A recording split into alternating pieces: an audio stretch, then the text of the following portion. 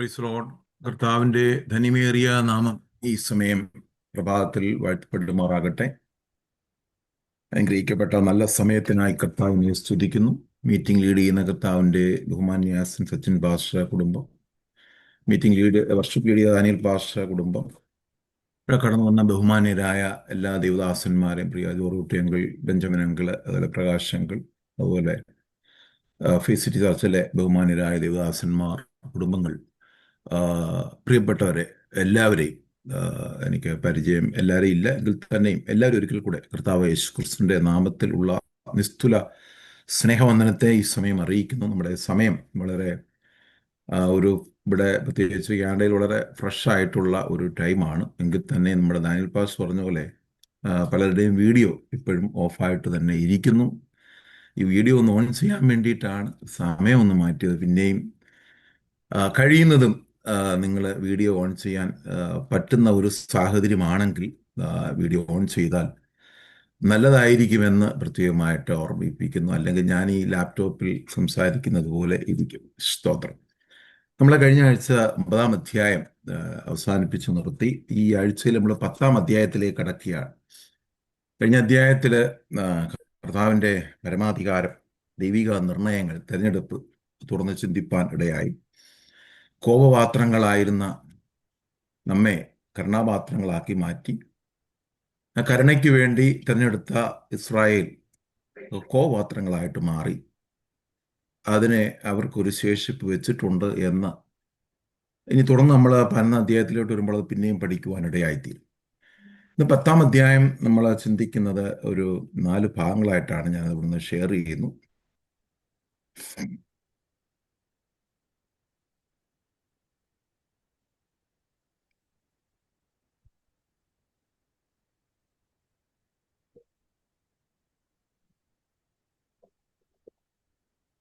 പത്താം അധ്യായം 1 മുതൽ 4 വരെയുള്ള ഭാഗങ്ങൾ നമ്മളതിൻ്റെ Christ is the end of the law, ക്രിസ്തു ന്യായപ്രമാണത്തിൻ്റെ അവസാനം അല്ലെങ്കിൽ അന്തം എന്നുള്ളതാണ്. അതിന് 5 മുതൽ 10 വരെ ഒരു ന്യൂ വേ ഓഫ് ജസ്റ്റിസ്, നീതിയുടെ ഒരു പുതുവഴി കർത്താവ് നമുക്ക് വേണ്ടി തുറന്ന് എങ്ങനെയാണെന്ന് അവിടെ വെളിപ്പെടുത്തുന്നു. 11 മുതൽ 15 വരെയുള്ള വാക്യങ്ങൾ യൂണിവേഴ്സാലിറ്റി ഓഫ് ദ ഗോസ്പൽ അല്ലെങ്കിൽ സുവിശേഷത്തിൻ്റെ സാർവത്രികത എന്ന ഒരു വിഷയമാണ് അവിടെ പൗലോസ് അവതരിപ്പിക്കുന്നത്. 16 മുതൽ 21 വരെയുള്ള വാക്യങ്ങളിൽ ഈ സുവിശേഷത്തെ ഇസ്രായേൽ തിരസ്കരിക്കുന്നതായിട്ട് നമുക്ക് അവിടെ കാണുവാനായിട്ട് കഴിയും. നമുക്കതിൻ്റെ 1 മുതൽ 4 വരെയുള്ള ഭാഗങ്ങളിലേക്ക് ഇന്ന് രാത്രി ചിന്തിപ്പാൻ ആഗ്രഹിക്കുന്ന ഒരു 12-ാമത്തെ നമ്മുടെ ഈ റോമാലേഖനം തുടങ്ങിയ ശേഷം ഇത് 12-ാമത്തെ ആഴ്ച ആണ്. 12-ാമത്തെ ആഴ്ചയല്ല, 12-ാമത്തെ പാർട്ടാണ്. അതിൽ 1 മുതൽ 4 വരെയുള്ള വാക്യങ്ങളിൽ നമ്മൾ വായിക്കുന്ന ഈ റോമാലേഖനത്തിൻ്റെ അല്ലെങ്കിൽ പൗലോസ് 1-2 കാര്യങ്ങൾ കൂടെ ആമുഖമായിട്ട് പറഞ്ഞിട്ട് നമുക്ക് ഈ അധ്യായത്തിലേക്ക് കടക്കാം. പൗലോസ് കിട്ടിയ വെളിപ്പാട് എന്ന് പറയുന്നത് ഒരു പ്രത്യേകമായിട്ട് എന്തോ ഒരു പുതിയ കാര്യം പറയുന്നതായിട്ടല്ല പൗലോസ് പറയുന്നത്. റോമാലേഖനം, അദ്ദേഹത്തിൻ്റെ ലേഖനങ്ങളെല്ലാം പരിശോധിച്ചു കഴിഞ്ഞാൽ അദ്ദേഹം ഉപയോഗിച്ചിരിക്കുന്നത് പഴയ നിയമത്തിലെ പ്രവചന പുസ്തകങ്ങളും സങ്കീർത്തനങ്ങളുമാണ്. അപ്പോൾ ഞാനിങ്ങനെ മനസ്സിലാക്കി, അല്ലെങ്കിൽ ഞാനിങ്ങനെ എൻ്റെ ഭാവനയിൽ കാണുകയാണ്, പൗലോസ് അറേബ്യ മരുഭൂമിയിൽ കർത്താവിൻ്റെ പാദപീഠത്തിൽ ദൈവവചനം പഠിക്കുമ്പോൾ പൗലോസ് ന്യായപ്രമാണത്തിൽ ഡോക്ടറേറ്റ് എടുത്ത ഒരു വ്യക്തിയാണ് എന്ന് നമ്മൾ സങ്കല്പിക്കുക. ഗമാലിയലിൻ്റെ കാൽക്കീഴിലിരുന്ന് ന്യായപ്രമാണം അരച്ചു കലക്കി കുടിച്ച ഒരു മനുഷ്യനാണ്. പക്ഷെ ന്യായപ്രമാണത്തിലെ സ്പിരിറ്റിനെ ഉൾക്കൊള്ളുവാനായിട്ട് പൗലോസിന് കഴിഞ്ഞില്ല. അതിലെ പരിജ്ഞാനം പൗലോസിന് ലഭിച്ചില്ല എന്നാണ് നമ്മൾ മനസ്സിലാക്കുന്നത്. എന്നാൽ യേശുക്രിസ്തു ദമസ്കോസിൻ്റെ പടിവാതിൽക്കൽ യേശുക്രിസ്തുവുമായുള്ള എൻകൗണ്ടറിലാണ് ആ പരിജ്ഞാനം പൗലോസിന് ലഭിക്കുന്നത്. ആ ന്യായപ്രമാണത്തിൻ്റെ സ്പിരിറ്റ് അപ്പോഴാണ് മനസ്സിലാകുന്നത്. ഇപ്പം ന്യായപ്രമാണം അറിഞ്ഞതുകൊണ്ടോ ദൈവവചനം നമ്മൾ അറിഞ്ഞതുകൊണ്ടോ ഒക്കെ നമ്മൾ ആ വെളിപ്പാടിൽ എത്തിച്ചേരണമെന്ന് നിർബന്ധമൊന്നുമില്ല. എന്നാൽ പൗലോസ് യേശു ക്രിസ്തുവുമായുള്ള ഒരു എൻകൗണ്ടറിൽ എത്തുമ്പോഴാണ് അദ്ദേഹത്തിന് ന്യായപ്രമാണങ്ങൾ മുഴുവൻ റിവീൽ ചെയ്ത് കിട്ടുന്നത്.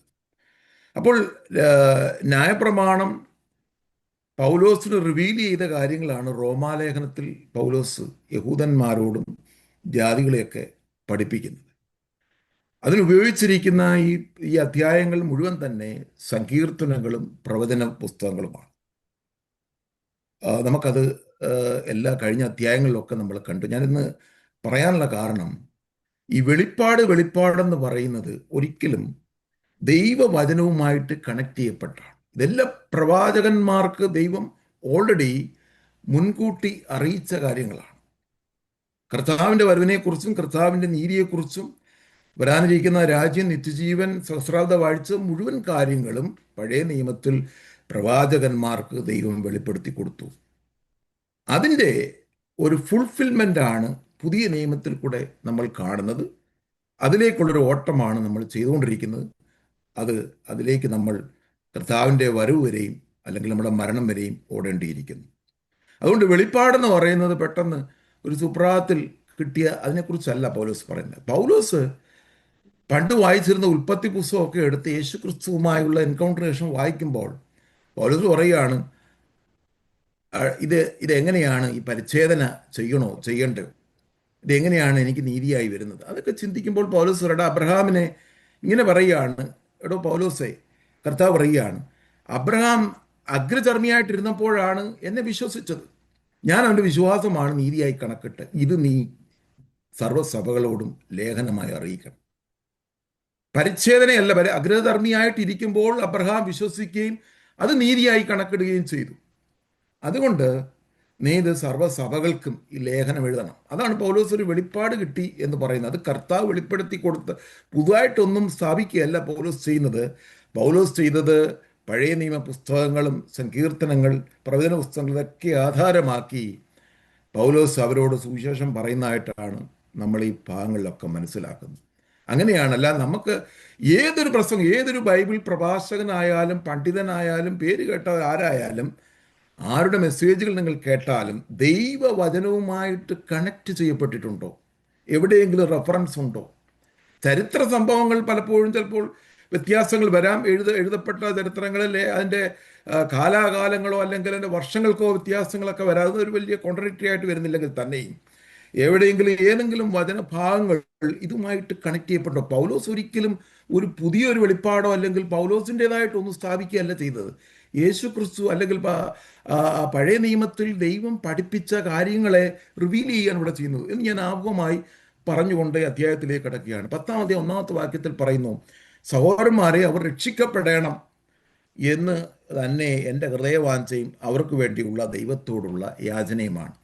പൗലോസ് ഈ യഹൂദന്മാർക്ക് വേണ്ടി ഇരുന്ന് കണ്ണുനീരോടെ പ്രാർത്ഥിക്കുക. അതാണ് നമ്മൾ 9-ാം അധ്യായത്തിൽ പറയുന്നുണ്ട്, എനിക്ക് അവർക്ക് വേണ്ടി എന്നെ നരകത്തിൽ വിട്ടാലും കുഴപ്പമില്ല, അവർ രക്ഷിക്കപ്പെടണം. അതാ ഇവിടെ ദൈവത്തോട് പ്രാർത്ഥിക്കുകയാണ്. ഇവരുടെ ഹൃദയത്തിൻ്റെ കാഠിന്യം, പൗലോസ് മരിക്കുന്നത് വരെയും കാരാഗൃഹത്തിൽ അടയ്ക്കപ്പെടുന്നത് വരെയും യഹൂദന്മാർക്ക് വേണ്ടി നിരന്തരം പ്രാർത്ഥിച്ച ഒരു മനുഷ്യനാണ്. പ്രിയമുള്ളവരെ, നാം വിട്ടുപോയ സമുദായങ്ങളോ നമ്മളെ പ്രസ്ഥാനങ്ങളോ നമ്മൾ ഒരു സമയത്തൊക്കെ പല ഇടങ്ങളിൽ നിന്ന് വന്നവരാണ്. നാം അവർക്ക് വേണ്ടി എത്രത്തോളം പ്രാർത്ഥിക്കുന്നുണ്ട്, എത്രത്തോളം ഇടിവ് നിൽക്കുന്നുണ്ട്, എത്രത്തോളം കരയുന്നുണ്ട്. നമ്മുടെ കണ്ണുനീരുകളും കരച്ചിലുകളും ഒക്കെ ഈ രക്ഷിക്കപ്പെടാത്ത പ്രിയപ്പെട്ടവർക്ക് വേണ്ടിയാകട്ടെ. അതുകൊണ്ടാണ് പൗലോസ് തിമോത്തിയോസിന് ലേഖനം എഴുതുമ്പോൾ പറയുന്നു, വിശേഷാൽ സകല അധികാരസ്ഥന്മാർക്കും രാജാക്കന്മാർക്കും വേണ്ടി നിങ്ങൾ പക്ഷപാതവും അഭയാചനം കഴിക്കണം.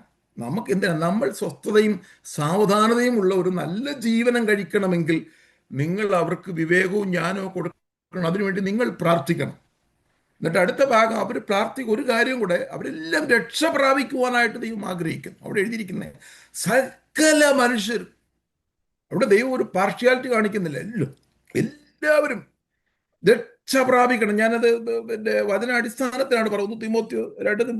2 തിമോത്തിയോസ് എൻ്റെ 2-ാം അധ്യായം വായിക്കാൻ എല്ലാ ഭാഗങ്ങളും വായിക്കുവാനുള്ള സമയം നമുക്കില്ല എങ്കിലും 1 തിമോത്തിയോസ് 2 അതിൻ്റെ 3-ാമത്തെ അതിൻ്റെ 4-ാമത്തെ വാക്യത്തിൽ പറഞ്ഞു, അവൻ സകല മനുഷ്യർ രക്ഷ പ്രാപിപ്പാനും സത്യത്തിൻ്റെ പരിജ്ഞാനത്തിൽ എത്തിച്ചേരുവാനും ആഗ്രഹിക്കുന്നു. അതിനകത്ത് ജാതിയോ മതമോ ഒന്നുമില്ല, യഹൂദനില്ല, യവനില്ല, എല്ലാ മനുഷ്യർ രക്ഷ പ്രാപിപ്പാൻ ആഗ്രഹിക്കുന്നു.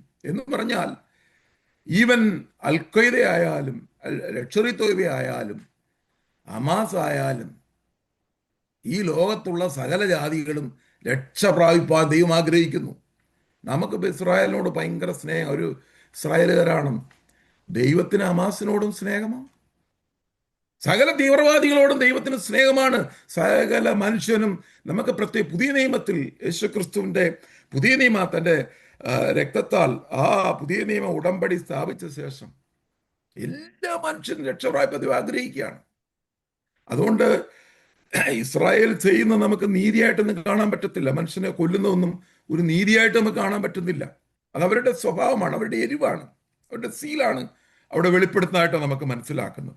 അതുകൊണ്ട് എല്ലാ മനുഷ്യരോടും നമുക്ക് അവർക്ക് വേണ്ടി ശക്തമായി പ്രാർത്ഥിക്കണം. എല്ലാ മനുഷ്യരും, ഇവിടെയുള്ള കമ്മ്യൂണിസ്റ്റുകാർക്ക് വേണ്ടിയും സകല രാഷ്ട്രീയ നേതാക്കന്മാർക്ക് വേണ്ടിയും എല്ലാവരും രക്ഷിക്കപ്പെടണമെന്നുള്ളത് ദൈവത്തിന്റെ ആഗ്രഹമാണ് എന്ന് പൗലോസ് തനിക്ക് പരിശുദ്ധ നിയോഗത്തിൽ ലേഖനം എഴുതുമ്പോൾ പറയുകയാണ്. അതുതന്നെയാണ് ഇവിടെ പറയുന്നത്. എനിക്ക് യഹൂദന്മാർ രക്ഷിക്കപ്പെടണം. ഞാൻ ബെന്യാമീൻ ഗോത്രത്തിൽ, ഞാൻ അവരുടെ ഇടയിൽപ്പെട്ട ഒരാളാണ്, എൻ്റെ സ്വജാതിക്കാരാണ്. സ്തോത്രം. അതുകൊണ്ട് ഇവിടെ ഇങ്ങനെ ഭാഗം പെടുന്നു. അവരെ ഒരു പൗലോസിന്റെ ഒരു ശക്തമായ പ്രാർത്ഥനയാണ്. ഞാൻ അതിൽ കൂടെ ഇന്ന് പകൽക്കാലത്തിൻ്റെ ഒരു ആപ്ലിക്കേഷനായിട്ട് നമ്മളും, പ്രിയമുള്ളവരെ, നമ്മൾ എവിടുന്ന് വന്നു, നമ്മുടെ പിതാക്കന്മാർ എവിടുന്ന് വന്നു നമുക്കറിയാം. എവിടുന്നായാലും അവർക്ക് വേണ്ടി, നമ്മൾ ആ വിട്ടുപോയ സഭകൾക്ക് വേണ്ടി ശക്തമായി പ്രാർത്ഥിക്കുക. അവരെല്ലാവരും രക്ഷപ്പെടട്ടെ. നമ്മൾ മാത്രമല്ല സ്വർഗത്തിൽ പോയാൽ പോരാ. രണ്ടാമത്തെ, അവർ പരിജ്ഞാനപ്രകാരമല്ലെങ്കിലും ദൈവത്തെ സംബന്ധിച്ച് ഒരു സെക്കൻഡ്, അവർ പരിജ്ഞാനപ്രകാരമല്ലെങ്കിലും ദൈവത്തെ സംബന്ധിച്ച് ഭയങ്കര എരിവുള്ളവരാണ്. നമുക്ക് പൗലോസിനെ അറിയാം. പൗലോസ് ഭയങ്കര എരിവുള്ളവനായിരുന്നു. ന്യായപ്രമാണത്തിൽ ഭയങ്കര തീഷ്ണതയുള്ളവനായിരുന്നു. അതുകൊണ്ടാണ് ക്രിസ്ത്യാനികളെയൊക്കെ പീഡിപ്പിക്കുവാനായിട്ട് ഒരു മത തീവ്രവാദിയെ പോലെ പെരുമാറി. ഇപ്പം ന്യായപ്രമാണത്തിന് വിരോധമായി പറയുന്ന മശിഹായെ അവർക്ക് വെളിപ്പെട്ട് കിട്ടാഞ്ഞതുകൊണ്ട് മശിഹായെ അക്സെപ്റ്റ് ചെയ്യാൻ പറ്റാത്ത യഹൂദന്മാർക്ക് വേണ്ടി, മതപുരോഹിതന്മാർക്ക് വേണ്ടി ഓടി നടന്ന് ന്യായപ്രമാണം മുഴുവൻ അനുസരിച്ച് നടക്കുന്ന ഒരു യഹൂദനായിരുന്നു പൗലോസ്, ബെന്യാമീൻ ഗോത്രത്തിൽപ്പെട്ട. അപ്പോൾ ആ പൗലോസിന് ഭയങ്കര എരിവായിരുന്നു. അപ്പൊ അത് പൗലോസിന് അറിയാം. പൗലോസിന് യഹൂദന്മാരുടെ എരിവിനെ കുറിച്ച് നല്ല കാഴ്ചപ്പാടുണ്ട്. അതുകൊണ്ട് പറയുന്നത് അവർക്ക് ഭയങ്കര എരിവുണ്ട്. അതുകൊണ്ടാണ് മത്തായിയുടെ സുവിശേഷം 21 അധ്യായത്തിൽ പൗലോസ് കർത്താവ് യേശു ക്രിസ്തു പരീശന്മാരെ നോക്കി പറയുന്നു, കപടഭക്തിക്കാരും ശാസ്ത്രിമാരുമായാലും നിങ്ങൾക്ക് അയ്യോ കഷ്ടം. എന്നിട്ട് അവരുടെ എരിവിനെ കുറിച്ച് പറയുന്നുണ്ട് അവിടെ. അവർ കടലും കരയും താണ്ടി നിങ്ങൾ സകലരെയും മതത്തിൽ ചേർക്കുന്നു. നോക്കി, അവർ ലോകം മുഴുവൻ സഞ്ചരിച്ച് യഹൂദ മതത്തിൽ ചേർക്കാനായിട്ട് നടക്കുക. ഭയങ്കര എരിവാണ് അവരുടെ മതത്തെക്കുറിച്ച്. നമുക്ക് നമ്മുടെ ഇതിനെക്കുറിച്ച് നമുക്ക് വലിയ എരിവൊന്നുമില്ല. സ്തോത്രം. എരിവുള്ളവരുണ്ട്. ഞാനങ്ങനെ ഒരു ജനറലൈസ് ചെയ്ത് പറയുന്നേ ഉള്ളൂ, നമ്മൾ ആരെയും കുറ്റപ്പെടുത്തി പറയുന്നതല്ല. ഞാൻ എന്നെ തന്നെ ഉൾപ്പെടുത്തി പറയുകൊണ്ട് പറയുക, നമുക്ക് എത്ര എരിവുണ്ട് ഇതിന്. സ്തോത്രം. അവർക്ക് എരിവുണ്ടെങ്കിലും അവർക്ക് പരിജ്ഞാനമില്ല. എന്ന് പറഞ്ഞാൽ ന്യായപ്രമാണത്തിന്റെ സ്പിരിറ്റിനെ, അതിൻ്റെ ആത്മാവിനെ അവർക്ക് ഉൾക്കൊള്ളാൻ കഴിയാതെ പോയി. അതാണ് പരിജ്ഞാനം അവർക്ക് ലഭിച്ചില്ല. ഈ സത്യത്തിന്റെ പരിജ്ഞാനമായ യേശു ക്രിസ്തുവിനെ ഉൾക്കൊള്ളുവാനോ അതിനെ ലഭിക്കുവാനോ അതിനെ മനസ്സിലാക്കുവാനോ അവർ അന്വേഷിച്ചില്ല, അവർ മെനക്കെട്ടില്ല എന്ന് അവിടെ പറയുന്നു. അടുത്ത ഭാഗം പറയുന്നു, അവർ ദൈവത്തിന്റെ നീതി അറിയാതെ സ്വന്തം നീതി അന്വേഷിച്ചുകൊണ്ട് ദൈവത്തിന്റെ നീതി കീഴ്പ്പെട്ടില്ല. അപ്പൊ ദൈവത്തിന്റെ നീതിയെക്കുറിച്ച് യെശയ്യാ പ്രവാചകരും പല പ്രവാചകന്മാരും, ഓസിയ, മലാക്കി തുടങ്ങിയ സകല പ്രവാചകന്മാരും, ചെറിയ പ്രവാചകന്മാരും വലിയ പ്രവാചകന്മാരും ഒക്കെ കർത്താവിൻ്റെ വരവിനെ, ജനന മരണ പുനരുത്ഥാനങ്ങളെ കുറിച്ചൊക്കെ പറഞ്ഞിട്ടും അവർക്ക് ആ പരിജ്ഞാനം പ്രാപിക്കുവാനായിട്ട് കഴിഞ്ഞില്ല. അവര് ലഭിച്ച ന്യായപ്രമാണം, അവർ ദൈവത്തിന്റെ മക്കളാണ്, ഞങ്ങളാണ് ഏറ്റവും വലിയ ആൾക്കാർ, ഞങ്ങൾ സ്വർഗത്തിൽ എത്തിച്ചേരും, ജാതികൾ നിങ്ങൾ നരകത്തിൽ പോകും, നിങ്ങൾക്ക് ഈ രക്ഷ എടുക്കാൻ കഴിയത്തില്ല, ഞങ്ങൾ ദൈവത്തിന്റെ സ്വന്തം ജനമാണ്. അപ്പൊ അവർ വിചാരിച്ച് ഞങ്ങൾ ജഡത്തിൽ ജനിച്ചത് കൊണ്ട് ഞങ്ങളെല്ലാം ദൈവത്തിന്റെ മക്കളാണ്, അതുകൊണ്ട് ഞങ്ങൾ ഈ പ്രവൃത്തികളൊക്കെ ചെയ്ത് സ്വർഗത്തിൽ എത്താമെന്നുള്ള ഒരു വലിയ കാഴ്ചപ്പാടിൽ അവർ ഓടിപ്പോയി. അതുകൊണ്ട് അവരുടെ നീതി അന്വേഷിച്ചു. പലപ്പോഴും നമ്മൾ ഈ നീതി എന്നൊക്കെ പറയുമ്പോഴും നമ്മൾ ഒരു കാര്യം മനസ്സിലാക്കും, നമ്മളും പെന്തക്കോസ്തുകാർ പലരും തന്നെ നമ്മുടേതായ ചില നീതികളൊക്കെ വെച്ചിട്ടുണ്ട്. നമ്മുടെ എല്ലാം വിചാരം നമ്മൾ അതുകൊണ്ട് രക്ഷ പ്രാപിക്കാം എന്നുള്ള ഒരു ചിന്തയിലാണ് നമ്മൾ മുന്നോട്ട് പോകുന്നത്. എന്നാൽ പ്രിയമുള്ളവരെ, നമ്മൾ ചെയ്യുന്ന എല്ലാ പ്രവൃത്തി ചെയ്യേണ്ടെന്നല്ല, പക്ഷേ പ്രവൃത്തികളൊന്നും രക്ഷയ്ക്കൊരു കാരണമല്ല. രക്ഷയുടെ യഥാർത്ഥ അടിസ്ഥാനം ഫെയ്ത്താണ്, വിശ്വാസമാണ്. സ്തോത്രം. ഞാൻ അതിലേക്ക് വരാം. ഇവിടെ പറയുന്നു, അവർ ദൈവത്തിന്റെ നീതി കീഴ്പ്പെട്ടില്ല. നമുക്കറിയാം, ആ ഭാഗങ്ങളൊക്കെ കഴിഞ്ഞ ആഴ്ച ചിന്തിച്ചു. 4-ാമത്തെ വാക്യം, വിശ്വസിക്കുന്ന ഏവനും നീതി ലഭിക്കാൻ വേണ്ടി ക്രിസ്തു ന്യായപ്രമാണത്തിന്റെ അവസാനമാണ്. ന്യായപ്രമാണത്തിന്റെ അന്ത്യം എൻഡിൽ എത്തിച്ചേർന്നു. ക്രിസ്തുവിലാണ് അതിന്റെ അവസാനം എത്തിച്ചേർന്നിരിക്കുന്നത്. അപ്പോൾ ക്രിസ്തുവിൽ എങ്ങനെയാണ് ന്യായപ്രമാണം എത്തിച്ചേർന്നതെന്ന് ഗലാത്യ ലേഖനം, അപ്പോസ്തലനായ പൗലോസ് ഗലാത്യ സഭയ്ക്ക് ലേഖനം എഴുതുമ്പോൾ അതിന്റെ 3-ാം അധ്യായം അതിന്റെ 22-ാമത്തെ വാക്യത്തിൽ അതിന്റെ പറയുന്നുണ്ട്.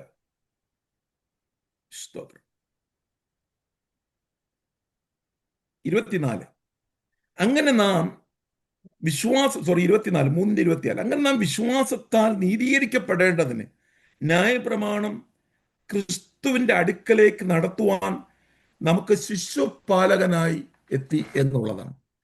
അപ്പോൾ ന്യായപ്രമാണം എന്ന് പറയുന്നത് ഒരു ഗൈഡായിരുന്നു. യേശു ക്രിസ്തുവിലേക്ക് ഒരു ചൂണ്ടുപലകയായിട്ടാണ് ന്യായപ്രമാണം നിന്നത്.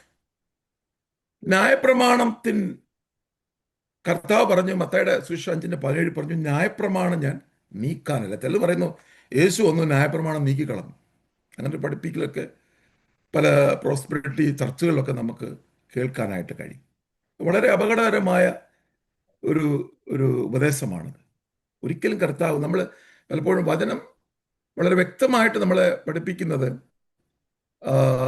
മത്തായിയുടെ സുവിശേഷം 5:17 പറയുന്നു, ഞാൻ ന്യായപ്രമാണം നീക്കുവാനല്ല നിവർത്തിക്കുവാനാണ് വന്നത്. ന്യായപ്രമാണം ഫുൾഫിൽ ചെയ്യുവാൻ കർത്താവായ യേശു ക്രിസ്തുവിൽ കൂടെ തന്റെ ശരീരം കാൽവരി ക്രൂശിൽ യാഗമായി തകർത്തു കളഞ്ഞു. മരത്തിൽ തൂങ്ങുന്നവരെല്ലാം ശപിക്കപ്പെട്ട ക്രിസ്തു നമുക്ക് വേണ്ടി ശാപമായി തീർന്നു. ന്യായപ്രമാണത്തിലെ മുഴുവൻ ശാപങ്ങളെയും കർത്താവ് വഹിച്ചുകൊണ്ട് നമ്മൾ ഏറ്റെടുക്കേണ്ട സകല ശിക്ഷകളും ശാപവും മുഴുവൻ കർത്താവ് ഏറ്റെടുത്തുകൊണ്ട് അവൻ നമുക്ക് വേണ്ടി ഒരു ശാപമായി തീർന്നു. അങ്ങനെ ന്യായപ്രമാണം നിവർത്തിച്ചു. കൊലോസ്യ ലേഖനം 2:14-ാമത്തെ വാക്യത്തിൽ പൗലോസ് അത് എടുത്തു പറയുന്നുണ്ട്. സ്തോത്രം. അതിക്രമങ്ങളൊക്കെയും നമ്മോട് ക്ഷമിച്ച ചട്ടങ്ങളാൽ നമുക്ക് വിരോധവും പ്രതികൂലവുമായിരുന്നു. ന്യായപ്രമാണം എന്ന് പറയുന്നത് നമുക്ക് വിരോധമാണ്. കാരണം ന്യായപ്രമാണം എന്ന് പറയുന്നത് പാപത്തിന്റെ പരിജ്ഞാനമാണ്. നിങ്ങൾക്കറിയാമല്ലോ, എന്നെക്കാളൊക്കെ വളരെ അറിവുള്ളവരാണ് നിങ്ങളൊക്കെ. ന്യായപ്രമാണം എന്താ പഠിപ്പിക്കുന്നേ? ഇത് ചെയ്താൽ നീ ജീവിക്കും, ഇത് ചെയ്തില്ലെങ്കിൽ മരണം. ന്യായപ്രമാണം നമ്മളെ രക്ഷിക്കുന്നില്ല, അത് മരണത്തെ ഓർമ്മപ്പെടുത്തിയാണ്. അത് ശിക്ഷയിലേക്ക് നമ്മളെ കൊണ്ടുപോവുകയാണ്. ന്യായപ്രമാണം നമ്മെ രക്ഷിക്കുന്നില്ല, പക്ഷെ അതിന് തൊട്ട് താഴെ പറയുന്നുണ്ട്, തൊട്ട് താഴെ പൗലോസ് അത് പറയുന്നുണ്ട്, അത് ചെയ്താൽ അതിനാൽ ജീവിക്കാം. അത് ചെയ്യണം, പക്ഷെ അതനുസരിക്കാൻ പറ്റുന്നല്ല. കാരണം നമ്മുടെ ജഡം അതിനനുവദിക്കുന്നില്ല. നമ്മുടെ ജഡത്തിൽ അങ്ങനെ സിസ്റ്റം ഇല്ല. അതുകൊണ്ട് റോമല നമ്മൾ 8-ാം അധ്യായം പഠിച്ചപ്പോൾ ജഡത്തിന്റെ ബലഹീന നിമിത്തം ന്യായപ്രമാണത്തിന് കഴിയാഞ്ഞതിനെ സാധിക്കുവാൻ കർത്താവായ യേശു ക്രിസ്തു പാപജഡത്തിന്റെ സാദൃശ്യത്തിൽ നമുക്ക് വേണ്ടി വന്നു. അവൻ പാപിയല്ല, ആ ജഡത്തിന്റെ സാദൃശ്യം, നമ്മുടെ ഒരു സാദൃശ്യമായി അവൻ നമുക്ക് വെളിപ്പെട്ടു എന്ന് അവിടെ എഴുതിയിരിക്കുന്നു. അതുകൊണ്ട് ന്യായപ്രമാണം നിവർത്തിക്കുവാനാണ്. അതുകൊണ്ടാണ് ആ നിവർത്തീകരണം ക്രിസ്തുവിൽ കൂടെയാണ് വന്ന് എന്ന് നമുക്ക് വ്യക്തമായിട്ട് മനസ്സിലാക്കുവാനായിട്ട് കഴിയും. അത് റോമലേഖനം 3:24 വാക്യം നമ്മൾ വായിച്ചു. കൊലോസ്യർ 2:14 ചട്ടങ്ങളായ വിരോധവും പ്രതികൂലമാണ്, ഇത് മരണമാണ് ഉറപ്പാക്കുക. ആ കൈയെഴുത്ത്, അതാണ് കൈയെഴുത്ത്. മനുഷ്യന്റെ തലയിലെഴുത്ത് മുഴുവൻ നിത്യമരണമാണ്. ഈ ലോകത്തിലെ മരണത്തെക്കുറിച്ചല്ല പറഞ്ഞത്, നിത്യമായ മരണം. അതാണ് കൈയെഴുത്ത്, അതാണ് ശിക്ഷ. എന്നേക്കുമായി നീ മരിക്കുന്ന നിനക്കൊരു ജീവനില്ല. അതിനെ തന്റെ ക്രൂശു മരണത്താൽ ആ കൈയെഴുത്തിനെ യേശു ക്രിസ്തു മായിച്ചു കളഞ്ഞു. സ്തോത്രം, ഹല്ലേലൂയ. നമ്മൾ ഇതൊക്കെ പറയുന്നത് നമ്മുടെ കൈയെഴുത്ത്, ഇവിടെ തലയിലെഴുത്ത് എന്നൊക്കെ. ഇവിടെ എന്തോ തലയിലെഴുത്ത്, ഇവിടെ എന്താ ഭാവി നമുക്കുള്ളത്? നമ്മുടെ ഭാവി എന്ന് പറയുന്നത് യേശു ക്രിസ്തുവാണ്. അതാണ് ആദ്യം മനസ്സിലാക്കേണ്ട വെളിപ്പാട്. നമ്മുടെ ഫ്യൂച്ചർ എന്ന് പറയുന്നത് യേശു ക്രിസ്തുവാണ്. ഞാൻ യേശുവിലായാൽ എൻ്റെ ഭാവി സുരക്ഷിതമാണ്. നമ്മൾ പറയുന്നത് അവന്റെ തലയിലെഴുത്ത് മായിച്ചു കളഞ്ഞു. തലയിലെഴുത്ത് എന്ന് പറഞ്ഞ ഭൂമിയിലെ ഇവിടെ വീടും വസ്തുവും മേടിച്ച് വലിയ ജോലി ഉദ്യോഗങ്ങൾ സമ്പാദിച്ച് 2-3 വീട് മേടിക്കുന്ന ഇതൊന്നും അല്ല തലയിലെഴുത്തെന്ന് പറയുന്നത്. സ്തോത്രം. ഇവിടെ കൈയെഴുത്തെന്ന് പറയുന്നത് ന്യായപ്രമാണം വിരോധമായി നിന്നിരുന്ന് അത് മരണമാണ് ഉറപ്പാക്കിയിരുന്നത്. ആ കൈയെഴുത്ത് തന്റെ ക്രൂശ് മരണത്താൽ അതിനെ എന്നേക്കുമായി മായ്ച്ചു കളഞ്ഞു. ന്യായപ്രമാണം നിപ്പുണ്ട്. അതിന്റെ ശിക്ഷ ഞാൻ ഏറ്റെടുത്തു. ഒറ്റ കാര്യം, നീ എന്നിൽ വിശ്വസിക്കുക. അവിടെ പറയുന്നത് എങ്ങനെയാണ്? വാഴ്ചകളെ അധികാരങ്ങളെ ആയുധോർമ്മിപ്പിച്ച് അവിടെ ക്രൂസുകളുടെ മേൽ ജീവൻസുള്ള അവരെ പരസ്യമായി കാഴ്ചയാക്കി. അതല്ല 14ാമത്തെ വാക്യമാണ് അവിടെ സ്ട്രെസ് ചെയ്യുന്നത്. അതുകൊണ്ട് അവിടെ അതുകൊണ്ട് വിശ്വസിക്കുന്ന ഏവനും നീതി ലഭിക്കുവാൻ ക്രിസ്തു ന്യായ പ്രമാണത്തിന്റെ അവസാനമായി മാറി. അത് റോമാലേഖനം നമ്മൾ 3-ാം അധ്യായം വളരെ വ്യക്തമായി പഠിച്ചപ്പോൾ 22, 21, 25, 26 വാക്യങ്ങളിലൊക്കെ വളരെ വ്യക്തമായി അത് പറഞ്ഞുകൊണ്ട് അത് റിപ്പീറ്റ് ചെയ്യുന്നില്ല, ആവർത്തന വരിസയായി വരും. അത് സമയത്തിന്റെ ചുരുക്കം മൂലം. ഇവിടെ അടുത്ത അതിന്റെ 5 മുതൽ 10 വരെയുള്ള വാക്യങ്ങളിൽ കർത്താവ് നമുക്ക് വേണ്ടി ഒരു പുതുവഴി തുറന്നു, ഒരു നീതിയുടെ പുതുവഴി തുറന്നു. അതിനെപ്പറ്റിയാണ് 5 മുതൽ പറയുന്നത്. ന്യായപ്രമാണത്തെ ഈ സംബന്ധിച്ച് അത് ചെയ്ത മനുഷ്യനാൽ ജീവിക്കുമെന്ന് മോശ എഴുതിയിരിക്കുന്നു. ലേവ്യ പുസ്തകം 8:15 അവിടെ എടുത്തു പറയുകയാണ് പൗലോസ്. ഇവിടെ പൗലോസ് എല്ലാം കൂട്ടിയിരിക്കുന്നത് പുറപ്പാട് പുസ്തകവും ആവർത്തന പുസ്തകവും സങ്കീർത്തനങ്ങളും പ്രവചന പുസ്തകങ്ങളും മാത്രമേ പൗലോസ് ഇവിടെ കൂട്ടിയിട്ടുള്ളൂ. കാര്യം യഹൂദന് ഇതെല്ലാം വായിക്കുന്നതാണ്. അവർ പ്രവചന പുസ്തകവും സങ്കീർത്തനവും ഒക്കെ നല്ലോണം വായിക്കുന്ന ആൾക്കാരാണ്. അപ്പൊ അവർക്ക് അത് വെച്ച് തന്നെയാണ് പൗലോസ് അവരെ ഡിഫെൻഡ് ചെയ്യുന്നത്. അപ്പൊ അതുകൊണ്ട് അത് വെച്ച് പൗലോസ് അവരുടെ അടഞ്ഞുപോയ ഇരുണ്ടുപോയ കണ്ണുകളെ തുറക്കുവാൻ ശ്രമിക്കുകയാണ് യഹൂദനെ. ഇവിടെ നമ്മൾ കാണുന്നേ അത് ചെയ്ത മനുഷ്യനാൽ ജീവിക്കും. ഇപ്പൊ ന്യായപ്രമാണം ചെയ്താൽ നമ്മൾ നേരത്തെ ഞാൻ പറഞ്ഞു. എന്നാൽ വിശ്വാസത്തിലുള്ള നീതിയെ കുറിച്ച് ഇവണ്ണം പറയുന്നു. എൻ്റെ 6ാമത്തെ വാക്യത്തിൽ പറയുന്നു, ക്രിസ്തുവിനെ ഇറക്കണം. 6:7 ക്രിസ്തുവിനെ ഇറക്കണം എന്ന് വെച്ചാൽ ആര് സ്വർഗത്തിൽ കയറുമെന്നോ ക്രിസ്തുവിനെ മരിച്ചവടയിൽ നിന്ന് കയറ്റണം എന്ന് വിചാരിച്ച ആര് പാതാളത്തിൽ ഇറങ്ങുമെന്ന് നിന്റെ ഹൃദയത്തിൽ പറയരുത്. സ്തോത്രം. ഇവിടെ ഈ ഹൃദയത്തിൽ പറയരുത് എന്നുള്ള ഒരുപാട് വചനങ്ങൾ നമുക്ക് വിശുദ്ധ വചനത്തിൽ ഉണ്ട്. അതൊരു പ്രൈസ് പോലെ നമ്മളെല്ലായിടവും അത് കാണുവാനായിട്ട് കഴിയും. ഇവിടെ പൗലോസ് പറയാം, ഇനി ഈ നീതി അന്വേഷിച്ച് സ്വർഗത്തിലും പോകണ്ട, പാതാളത്തിലും പോകണ്ട. സ്തോത്രം. ഇനി ക്രിസ്തുവിനെ അന്വേഷിച്ച് സ്വർഗത്തിലും കയറണ്ട. ഇനി ക്രിസ്തു മരിച്ചു എന്നാ അവിടെ പാതാളത്തിൽ കിടക്കുക, എന്നാൽ പിന്നെ അവർ അങ്ങോട്ട് പോയി ക്രിസ്തുവിനെ ഉയർപ്പിച്ചുകൊണ്ട് വരാം എന്ന് മരിച്ചവടയിൽ നിന്ന് കയറ്റണമെന്ന് വിചാരിച്ചാൽ പാതാളത്തിൽ നിന്ന് ഇറങ്ങും. ഇങ്ങനെയുള്ള ഹൃദയത്തിൽ പറയരുത്. ഈ ഭാഗം ആവർത്തന പുസ്തകം 30-ാം അധ്യായം 12 മുതൽ 14 വരെയുള്ള വാക്യങ്ങളാണ് പൗലോസ് തുടർന്ന് ഇവിടെ കോട്ട് ചെയ്യുന്നത്. അത് എടുത്തു വെച്ചിട്ട് പൗലോസ് ഇവരെ പഠിപ്പിക്കുകയാണ്. അതിൽ മോശയ്ക്ക് ദൈവം കൊടുത്ത വചനങ്ങളാണ്. 12 മുതൽ 14 വരെയുള്ള ഭാഗങ്ങളൊക്കെ ഇപ്പോൾ ഇവിടെ വായിക്കാനുള്ള ഒരു സമയത്തിൻ്റെ പരിമിതി മൂലം ഞാൻ ആ ഭാഗങ്ങളിലേക്ക് ഒത്തിരി കടക്കുന്നില്ല. എന്നാലും ജസ്റ്റ് അതിൽ ഞാൻ ഇന്ന് നിന്നോട് ആജ്ഞാപിക്കുന്ന ഈ കൽപ്പന നിനക്ക് പ്രയാസമുള്ളതല്ല, ദൂരമായിട്ടുള്ളതുമല്ല. അപ്പം ഇസ്രായേൽ മക്കളോടുള്ള ഒരു ദൂത് ദൈവം അറിയിക്കുന്നതാണ്. അത് മോശ അവരെ പറഞ്ഞ് കേൾപ്പിക്കുന്നതുണ്ട്. ഞങ്ങൾ കേട്ടനുസരിക്കണം, ആര് സ്വർഗത്തിൽ കയറിക്കൊണ്ടുവന്നിരുന്നു പറയത്തക്കവണ്ണം അത് സമുദ്രത്തിനക്കരെയല്ല, അനുസരിപ്പാൻ തക്കവണ്ണം ദൈവവചനം നിന്റെ ഹൃദയത്തിന്റെ നിനക്ക് ഏറ്റവും സമീപത്ത് നിന്റെ വായിലും നിന്റെ ഹൃദയത്തിലും തന്നെ ഇരിക്കുന്നു.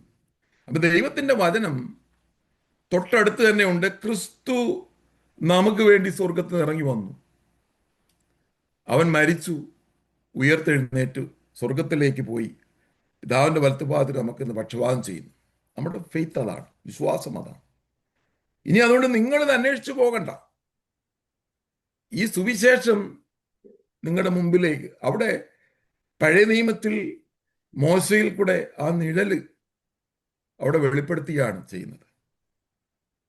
അപ്പോൾ വചനം നിങ്ങളുടെ സമീപമായിട്ട് ഞാൻ നിങ്ങൾക്ക് തന്നിരിക്കുന്നു എന്ന് കർത്താവ് അവിടെ പറയുന്നു. അത് പൗലോസ് ഇവിടെ കോട്ടിയിട്ട് പറയുകയാണ്. ഇനി അങ്ങോട്ട് ഈ നീതി അന്വേഷിച്ച്, നീതി എന്ന് പറയുന്ന കർത്താവ് യേശു ക്രിസ്തുവാണ്, ഈ ക്രിസ്തുവിനെ അന്വേഷിച്ച് നിങ്ങൾ അങ്ങോട്ട് പോകണ്ട, സ്വർഗത്തിലും കയറണ്ട, പാതാളത്തിലും കയറണ്ട എന്ന് നമ്മുടെ ഹൃദയത്തിൽ പറയുവാൻ ഇടവരല്ല. എന്നാൽ അതിനെപ്പറ്റി പറയുന്ന 8-ാമത്തെ വാക്യത്തിൽ പറയുന്നു, വചനം നിനക്ക് സമീപമായി, നിന്റെ വായിലും നിന്റെ ഹൃദയത്തിരിക്കുക, ഞങ്ങൾ പ്രസംഗിക്കുന്ന ദൈവ വചനം തന്നെ. നമുക്കറിയാം വചനം, യോഹന്നാൻ സുവിശേഷം 1:14 നമ്മളിങ്ങനെ വായിക്കുന്നു, വചനം ജഡമായി തീർന്നു. ആദിയിൽ വചനം ഉണ്ടായത്, വചനം ദൈവത്തോട് കൂടെയായിരുന്നു, ലോഗോസ്. ആ വചനം ജഡമായിട്ട് വന്നു, അതാണ് യേശു ക്രിസ്തു. സത്യവും നിറഞ്ഞവനായി നമ്മുടെ ഇടയിൽ പാർത്തു, ഞങ്ങൾ അവന്റെ തേജസ് പിതാവിൽ നിന്ന് ഏകജാതനായവന്റെ തേജസ്സായി കണ്ടു. അത് ആ ഭാഗം യോഹന്നാൻ 12:41 യോഹന്നാൻ അത് എടുത്ത് പറയുന്നുണ്ട്. ഏകജാതനായ തേജസ്, അത് ഉസിയ രാജാവ് മരിച്ച ആണ്ടിൽ ഉയർന്നും പൊങ്ങിയുമുള്ള സിംഹാസനത്തിൽ കർത്താവ് ഇരിക്കുന്നു എന്ന് പറയുന്ന യേശുവിനെ പറ്റിയാണ്. യേശുവിനെയാണ് യെശയ്യാവ് കാണുന്നത്. ദൈവത്തെ ആരും ഒരു നാളും കണ്ടിട്ടില്ല, യോഹന്നാൻ പറയും. അത് ഏകജാതനായ തേജസ്സായിട്ട് ഞങ്ങൾ കണ്ടു. യെശയ്യാവ് അതിനെക്കുറിച്ച് യോഹന്നാൻ 12:41 യെശയ്യാവ് അതിനെക്കുറിച്ച് പറഞ്ഞിട്ടുണ്ടല്ലോ എന്ന് പറയുന്നത് യേശുവിനെ പറ്റിയാണ് പറയുന്നത്. അപ്പൊ യേശുവിന്റെ തേജസ് കണ്ടു. അവൻ വചനം ജഡമായി നമ്മുടെ ഇടയിൽ വന്നു. വചനമായിരുന്നു കർത്താവ്. 1-2 കാര്യങ്ങൾ യോഹന്നാൻ 6-ാം അധ്യായത്തിൽ കർത്താവ് അവരെ ശിഷ്യന്മാർ അവരോട് പറയുന്ന ചില കാര്യങ്ങളുണ്ട്. എന്നെ തിന്നുന്നു എന്മൂലം ജീവിക്കും, എന്നെ തിന്നുന്നവൻ എന്മൂലം ജീവിക്കും എന്ന് പറയുമ്പോൾ ലിറ്ററലി നമ്മുടെ ബുദ്ധിക്ക് ഒതുങ്ങാൻ പറ്റത്തില്ല ഈ വിഷയം. അതെങ്ങനെ യേശുവിനെ തിന്നുന്നത് എങ്ങനെയാണ്? യേശു ജഡത്തിൽ നോക്കി യേശുവിനെ തിന്നുന്നത് എങ്ങനെയാണ്? കർത്താവ് അവിടെ പറയാൻ ശ്രമിക്കുന്നത് വിശ്വാസത്തെക്കുറിച്ചാണ്. കർത്താവ് പറഞ്ഞു, ഞാൻ നിങ്ങളോട് സംസാരിക്കുന്ന വചനങ്ങൾ അത് ജീവനും ആത്മാവുമാണ്. അത് പറഞ്ഞ് എന്നെ തിന്നുന്നവൻ എന്ന് പറഞ്ഞാൽ ഈ വചനം ഭക്ഷിക്കുന്നവൻ, ഈ വചനത്തെ വിശ്വസിക്കുന്നവൻ, ഞാൻ നിങ്ങളോട് സംസാരിച്ച വചനങ്ങൾ ജീവനും ആത്മാവുമാണ്. ആ വചനം വിശ്വസിക്കുന്നവൻ അത് അവന് ജീവനായി പരിണമിക്കും. സ്തോത്രം. അത് ഹൃദയത്തിൽ കൊടുത്തിരിക്കുന്നു, അത് സമീപത്ത് തന്നെ നിൽക്കുന്നു. അമ്മേ, മോശ മുഖാന്തരം ദൈവം ഇസ്രായേൽ മക്കൾക്ക് വചനങ്ങളെല്ലാം അവർക്ക് കൊടുത്തു. പുതിയ നിയമത്തിൽ വരുമ്പോൾ കർത്താവായ യേശു ക്രിസ്തു നമ്മളോട് ഈ സുവിശേഷം അറിയിച്ചു. സ്തോത്രം. സകല മാനവജാതിക്കും വേണ്ടി. അതവിടെ പൗലോസ് പറയുന്നത്, ഞങ്ങൾ പ്രസംഗിച്ച ദൈവവചനം. നിങ്ങൾ ക്രിസ്തുവിനെ അന്വേഷിച്ച് അങ്ങോട്ട് പോകണ്ട, ഇങ്ങോട്ട് പോകണ്ട, ഒരു കുരിശടിയിലും പോകണ്ട, ഒരിടത്ത് ഒരു മലയിലും കയറണ്ട, ഒരു വെള്ളിയിലും പോകണ്ട, ഒന്നും വേണ്ട. ഇതാ വചനം നിന്റെ സമീപത്ത് വന്നിരിക്കുന്നു, നിന്റെ അടുത്ത് എത്തിയിരിക്കുന്നു. യേശു ക്രിസ്തു നിനക്ക് വേണ്ടി കാൽവരി യാഗമായി തീർന്ന് മരിച്ചു എഴുന്നേറ്റ് പോയി. ഇതാകുന്നു ഞങ്ങൾ പ്രസംഗിച്ച ദൈവവചനം. ഇത് വിശ്വസിക്കുക. അതാണ് എൻ്റെ 9-ാമത്തെ വാക്യത്തിൽ അത് എടുത്തു പറയുകയാണ്. യേശുവിനെ കർത്താവെന്ന് വായി കൊണ്ട് ഏറ്റുപറയുകയും ദൈവനെ മരിച്ചു ഉയർത്തെഴുന്നേൽപ്പിച്ചു എന്ന് ഹൃദയം കൊണ്ട് വിശ്വസിക്കുകയും ചെയ്താൽ നീ രക്ഷിക്കപ്പെടും. ഹൃദയം കൊണ്ട് നീതിക്കായി വിശ്വസിക്കുകയും വായി കൊണ്ട് രക്ഷയ്ക്കായി ഏറ്റുപറയുകയും ചെയ്യുന്നു. ഇന്ന് പലരും നമ്മൾ രക്ഷയ്ക്ക് ഉപയോഗിക്കുന്ന അതിപ്രധാനപ്പെട്ട ഒരു വചനമാണിത്. സ്തോത്രം. ഇപ്പൊ രക്ഷിക്കപ്പെടുന്നു പറയുന്നത് നമുക്ക് ഈ ലോകത്തിലുള്ള എല്ലാ മനുഷ്യനും, അത് ക്രൈസ്തവനായാലും മുസ്ലിങ്ങളായാലും മറ്റുള്ളവരെല്ലാവർക്കും അറിയാം, യേശു പാപികൾക്ക് വേണ്ടി വന്നു എന്നും മരിച്ചു എന്നും ഉയർത്തെഴുന്നേറ്റു എന്നൊക്കെ അവർക്ക് അവരുടെ അറിവിലുണ്ട്. സ്തോത്രം. അത് ഒരാളെ രക്ഷയിലേക്ക് നയിക്കത്തില്ല. അതവിടെ ഈ പൗലോസ് അപ്പോസ്തലൻ ഈ ഭാഗം കൂട്ടി എടുത്തു പറയാനുള്ള കാരണം അതുകൊണ്ട്, യേശുവിനെ കർത്താവ് എന്ന് നിങ്ങളുടെ വായി കൊണ്ട് നിങ്ങൾ കൺഫസ് ചെയ്യണം. അത് വായി കൊണ്ട് ഏറ്റു പറയണം എന്ന് പറഞ്ഞാൽ ദൈവവചനം നമ്മൾ എപ്പോഴും വാ കൊണ്ട് പറയണം. വാ കൊണ്ട് പറയുമ്പോൾ അതിന് ജീവനുണ്ട്. നമ്മൾ ഏത് പ്രതിസന്ധി ഘട്ടത്തിലും, അതാ ദാവീദ് ഒരു വെളിപ്പാടുള്ള മനുഷ്യനായിരുന്നു. അദ്ദേഹം തൻ്റെ പ്രതിസന്ധി ഘട്ടത്തിലൊക്കെ ഈ സങ്കീർത്തനത്തിൽ നമ്മൾ എഴുതാം, അതിനകത്തൂടെ നമ്മൾ വായിക്കുന്നുണ്ട്, പിന്നെ വിശ്വാസത്താൽ ഞാൻ ഈ മതിൽ ചാടി കടക്കും, നീ ഞങ്ങളുടെ ദീപത്തെ കത്തിക്കും, നിന്നെ ഞാൻ പടക്കൂട്ടത്തിൽ നേരെ പാഞ്ഞു വിളിച്ചു പറയുകയാണ്. സ്തോത്രം. ഏതോ എനിക്ക് കഴുകുവാനുള്ള ഒട്ടക എന്നൊക്കെ അവിടെ പറയുമ്പോൾ അത് ദാവീദിന്റെ ഫെയ്ത്തിനെ അവിടെ കാണിക്കുന്നത്. പൗലോസ് അതുകൊണ്ട് പറയുന്നത് 2 കൊരിന്ത്യർ 4-ാം അധ്യായത്തിൽ പൗലോസ് എഴുതുന്നത് ഇങ്ങനെയാണ്: ഞങ്ങൾ വിശ്വസിച്ചു, അതുകൊണ്ട് സംസാരിച്ചു. വിശ്വാസത്തിന്റെ അതേ ആത്മാവ് ഞങ്ങൾക്കുണ്ട്. അപ്പോൾ വിശ്വസിക്കുകയും അത് വായ് കൊണ്ട് പറയുകയും ചെയ്യുമ്പോഴാണ് നമുക്കത് രക്ഷയായി മാറുന്നത്, വിടുതലായി മാറുന്നത്. ഇന്ന് അനേകർ ഈ രക്ഷ ഏറ്റു പറയാതിരിക്കുകയാണ്. ഈ രക്ഷ ഇതിനകത്ത് ഞാൻ വിശ്വസിച്ച് ഇതിനകത്തുള്ളവരെല്ലാം രക്ഷിക്കപ്പെട്ടവരാണ് എൻ്റെ വിശ്വാസം, എനിക്കറിയത്തില്ല. എങ്കിൽ തന്നെയും ഈ രക്ഷ വായ് കൊണ്ട് ഏറ്റുപറയണം. അത് നമ്മൾ രക്ഷിക്കപ്പെട്ട സമയം മാത്രമല്ല, ജീവിതത്തിന്റെ മരണം വരെയും ഈ വചനം നമ്മൾ ഏറ്റുപറയണം. നമ്മുടെ പ്രതികൂല, കഴിഞ്ഞ ആഴ്ച അച്ഛൻ ഭാഷ പ്രസംഗിച്ച പോലെ, സമാധാന സൂചന ഒരുക്കം കാലിന് ചെരുപ്പാക്കിയും അത് നമുക്ക് പ്രൊട്ടക്ഷനായിട്ട് മാറുകയാണ്. ഈ സുവിശേഷം നമുക്ക് പ്രൊട്ടക്ഷൻ ആകുന്ന വചനം, ദൈവവചനം എന്ന ആത്മാവിന്റെ വാളെടുത്ത് വീശുമ്പോൾ, സ്തോത്രം, സാത്താന്റെ കോട്ടകളെ നമ്മൾ ഇടിച്ചു കളയുകയാണ് ചെയ്യുന്നത്. വചനത്തിനാണ് പവർ. ഇതിൽ എഴുതിയിരിക്കുന്നത് നമ്മൾ കറുത്ത അക്ഷരമായിട്ട് നമുക്ക് തോന്നുമെങ്കിൽ ഇത് അക്ഷരമല്ല, ഇത് ജീവനാണ്. അക്ഷരം കൊല്ലുന്നു, ആത്മാവ് ജീവിപ്പിക്കുന്നു എന്ന് കൊരിന്ത്യ സഭയ്ക്ക് പൗലോസ് ലേഖനം പറയുന്നു. ഇത് നമ്മുടെ അകത്ത് വരുമ്പോഴാണ് നമുക്ക് ജീവനായി വെളിപ്പെടുന്നത്. അതുകൊണ്ട് വായ് കൊണ്ട് ഏറ്റു പറഞ്ഞ് രക്ഷയുടെ അനുഭവത്തിലേക്ക് കടന്നു വരണം എന്നാണ് പൗലോസ് ഇവിടെ ഉദ്ദേശിക്കുന്നത്. അത് ഉയർത്തെഴുന്നേൽപ്പിച്ചു എന്ന് വിശ്വസിക്കണം. ഇപ്പൊ ഇവിടെ ഒരു ഒരു ഒരു നീതിയുടെ കാര്യമാണ് പൗലോസ് ഇവിടെ പറയുവാനായിട്ട് ശ്രമിക്കുന്നത്. കർത്താവ് എന്ന് ഏറ്റു പറയണം. അതുകൊണ്ടാണ് അപ്പോസ്തലനായ പത്രോസ് അവിടെ കൂടി ജനത്തോട് പറഞ്ഞു, നിങ്ങൾ ക്രൂശിച്ച കർത്താവിനെ ദൈവം അവനെ ക്രിസ്തുവും പ്രഭുവും രക്ഷിതാവും ആക്കി വെച്ചിരിക്കുന്നു. ലോർഡ്, കർത്താവ്, ഇബ്രായ ഭാഷയിൽ കുറിയോസ് എന്നുള്ള ഒരു പദം അവിടെ ഉപയോഗിച്ചിരിക്കുന്നു. അപ്പോൾ നിങ്ങൾ ക്രൂശിച്ച ഈ യേശു ഒരു കർത്താവാണ്. അവൻ സകല മനുഷ്യന്റെയും അവൻ കർത്താവാണ്. നമ്മളെല്ലാവരും അനേകരെ ഹിന്ദുക്കളൊക്കെ മറ്റവരെയൊക്കെ ലോഡ് എന്നൊക്കെ പറഞ്ഞ് അവരുടെ ദൈവങ്ങളെയൊക്കെ പറയുന്നെങ്കിലും അതിന് മീതെ നിൽക്കുന്നതാണ് നമ്മുടെ കർത്താവ് യേശു ക്രിസ്തു. സ്തോത്രം. അപ്പൊ അവനെ കർത്താവായിട്ട് നമ്മുടെ ജീവിതത്തിൽ അക്സെപ്റ്റ് ചെയ്യാണ്, നമ്മുടെ ഉടമസ്ഥാവകാശം വിട്ടുകൊടുക്കുന്ന രക്ഷയുടെ അനുഭവം. ഇനി ഞാൻ അതിനകത്ത് ഒരു കാര്യം ഇവിടെ പറഞ്ഞ് ഈ ഭാഗങ്ങൾ കുറച്ച് വിശദീകരിച്ചു. അടുത്ത ലാസ്റ്റ് വരുമ്പോൾ അത്രയും വിശദീകരിക്കേണ്ട ആവശ്യമില്ല എന്ന് എനിക്ക് തോന്നുന്നു. നമ്മൾ ഈ രക്ഷയും സ്നാനവും എന്ന് പറയുന്നത് നമുക്ക് പറ്റിയ ഒരു ഫെയിലറായിട്ടാണ് ഞാൻ മനസ്സിലാക്കുന്നത്. ഇത് രണ്ടായിട്ട് അങ്ങ് പഠിപ്പിച്ചു. രക്ഷിക്കപ്പെട്ട് സ്നാനപ്പെട്ട് എന്ന് പറയുമ്പോൾ രക്ഷിക്കപ്പെട്ട പിന്നെ സ്നാനപ്പെടുന്ന എന്തിനാ? അതാണ് ആൾക്കാർ ചോദിക്കുന്നതിന്റെ മെയിൻ കാരണം. സ്നാനപ്പെടുമ്പോഴാണ് അവൻ രക്ഷിക്കപ്പെടുന്നത്.